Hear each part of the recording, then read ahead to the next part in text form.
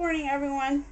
I'm filming this tag swap that I was involved in. Everyone was to be involved with a Halloween themed tag that they were to make, and this was sponsored by Iscraphappy, and her theme was Halloween, and everybody was to make a different item. There was like ghosts and ghouls, there was candy, there was witches, there was graveyards, and I forget what the other category was, but I got elected to be in the graveyard category, and this is what I came up with. This has probably been one of the more challenging ones that I've done for a while because I've had a lot of issues with family illness and death, and this may be getting late to everyone, so I'm going to apologize on that behalf right now, but I just wanted to share with everyone what's going on.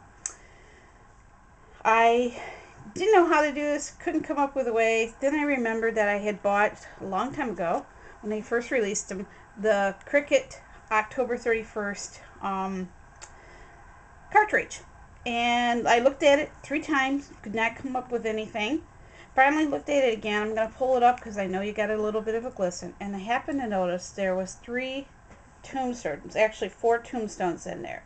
So I thought, okay, graveyard tombstone. All right, that's my theme that I came up with. So I ended up taking it, and I have just the original Cricut, therefore I can't cut anything really large. So the largest I could cut anything was this tombstone, and I think you can see that okay. And it pretty well started out. The first cuttings that I did was this purple outline, and as you can see, it's very detailed, and I thought, okay, I can take this and do something else with it, which is what I came up doing. I ended up making that original concept cut, and then I took some illustration board and actually took it and cut freehand the size of a tombstone to go around the original Cricut cut that I had made out of the purple. I didn't think I wanted to do anything else with it for a while, and then I put it aside and came up with a thought, tombstones, let me go get some spray paint. And I ended up buying spray paint, and I'm sorry, my lighting is terrible. We've had bad weather last couple days and fog today, so my lighting's not that great. But what I ended up doing then was taking this spray paint, which is a stone texture, took it out and sprayed all of them. And by this point, I ended up cutting this out of very light chipboard, and because I knew I wanted to do some other things to it.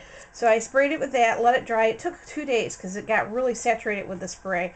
Let it dry real good, and then I ended up stamping over it, and this says Creepy Lane stamp, and that's from Inka Dinka Doo set that I bought a couple years ago. It's actually this set, which I'm going to show you parts of it, and pardon the flare, but this is actually called Creepy Lane set. So I overstamped on that, and that became a gravestone, basically, the front cover. Now, I don't know if you can see it, but in this actual headstone here, there is a skull embedded into it. So I took that and cut just this part of the over again with my Cricut cutter into white, and then over top of everything that is white in here, I took this glow in the dark paint by Americana and painted it, so everything that's white in here will glow in the dark. So that's going to glow in the dark, and I thought, okay, we've got this nice little flip-flop area on this thing, why can't I fold that back and make a little entrance, more or less, to the gravestone? And that's what I ended up doing. So I took this, I creased it here, and put a little, these are the Recollections rhinestone metal, rhinestone brad, so everybody's going to get a little different one on that. And you basically lift this open, and inside of that is a skeleton. And that skeleton is also painted, and I'm going to bring it up so you can see it a little bit closer. It's painted with the glow-in-dark paint. It's got some stickles on the eyes, so the eyes sparkle and things like that. Then I painted this part of the tombstone so you can see that it's black. There's a little bit of distressing along the edges, and that's pretty well what I did on the front cover. Now, to get to the inside, if you can see, this is a dimensional tombstone. It is going to open up, and when you open up, this is what you're going to get. You're going to get a two-sided card, basically, tag. I took these little miniature hinges that I've had laying around for quite a while. I don't know if you can buy them anymore by Making Memory. And they're black, and they got these itty-bitty little snaps. These things are boogers. I probably should have used itty-bitty black brads, but I could not find my brads, so I just used these. And pretty well what I'm going to do now is show you what I did with the inside of it. I started out with dropping everything, sorry. This nice sparkly paper. I can't remember if I got it from Joann's or where I got it, but it's sort of reminded me of a starry night. So I took that, and what I did with those, and I'm going to show you this a little bit better hopefully, is without the glare, I tore it. So you have these different layers, and I can't keep you from not getting the glare, sorry. But I tore it so it looks like different layers of the sky and the clouds moving in and out. So that's what I did for the top section, and then I just layered it. Then I took this plain green paper, I believe it's basil paper, and it's the kiwi green. Took that and put it on the lower half of the card to get my green grass for the graveyard. And on top of that, then I took this iridescent green, and I apologize you can't see these real well. This was Recollections paper. It was actually, I bought it at Michael's, and I can't think what they called it exactly, but it is this iridescent green. And it's also got the back blacking is black. So when you tore that as well, you got these different layers. And this is not an easy card to film, and I'll try to film this later. But you can see I have these layers, so it looks like a hill in the graveyards. And tore those pretty well and glued those all down. Then I took a little Happy Halloween banner, which I don't know if you can see that real well. That was from the K & Company collection. I think it's called Spooktacular, and had that. The little ghost here was actually something I bought from Hobby Lobby at the end of the year. They were little cutouts. I don't even have the original packing. These are iridescent here, and I did paint some old glow-in-the-dark paint over the top of the ghost. Then I have some other things on each side. So I'm going to start with the left side so you can see that a little bit better. Let me try to get it down. I'm trying to get it so it's all in one view. I'm working with trying to do something with my camera angles. It's too hard to film upside down, so I'm shooting a different way today, and I don't think it's working real well either. But anyways, graveyards have gravestones. They have ghouls and ghosts. So I ended up finding a piece of clip art, which was actually like a ghost coming off. There's a couple gravestones underneath there. He's got some dimensional glaze on him. This is a stamp that I also have. This is one of the Inky Dinky Doo stamps from last year, the little dollar stamps. I cut off the clouds and stuff. It looked originally like this. I don't know if you can see that due to the glare. So I cut him down. He's got the little crow on it. This is another piece of clip art that I've had for a long time. It's a mummy coming out from between two gravestones. And then this is the Martha Stewart punch that she had out this year, the fence with the bats in it. So I took this Recollections, actually it's the Coordination paper. It's the black with the purple underneath it, and it's called Black Magic Collection.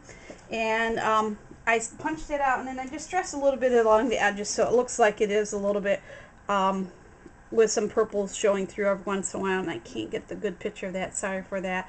But I probably, if I would have thought about it, used a different color underneath there, but that's what I have at the house, so I didn't want to go back out and get anything. Over on the right hand side, I'll show you that side of the tag. I've stamped a moon. This is another stamp from the Inka Dinka Doo set. And this Inka Dinka Doo set was this one here, which has Trick or Treat. It's got the big spider web. That's what I bought it for. And then I love that bat. I used that a couple times already.